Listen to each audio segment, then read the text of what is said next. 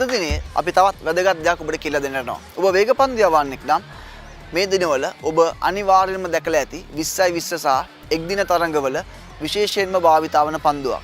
බොහෝ දෙනා මේක හඳුන්වනවා ඩෙත් ඕවර්ස් අවසාන පන්දු ඕවරවල ඔබ තුල තිබිය යුතුම පන්දුවක් හැටියට.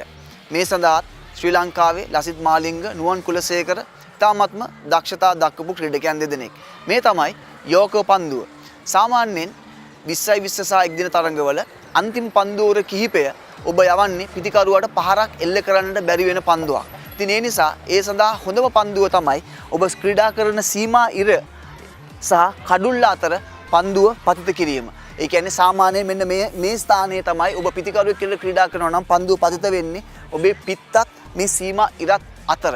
එහිදී පිටිකරුවෙක්ට ලේසියෙන් ලකුණු ලබා ගන්නට අමාරුයි. ඉතින් ඒ නිසා මේ යෝකර් පන්දුව අද දිනේදී බොහෝ වෙලාවට භාවිතා කරනවා. සමහර වෙලාවට ඔබ දැකලා ඇති ලසිත් මාලිංග වගේ ක්‍රීඩකෙක් තරඟයේ පළමු පන්දුවත් මේ වගේ පන්දුවකින් කඩළු ලබාගෙන තියෙනවා. ඉතින් ඒ නිසා ඔබත් හොඳ වේග පන්දු යවන්නෙක් වෙන්නට බලාගෙන ඉන්නවා නම් ඔබටත් අනිවාර්යෙන්ම හැකියාව තියෙන්නට ඕනේ හොඳ යෝග පන්දුවක් යවන්න.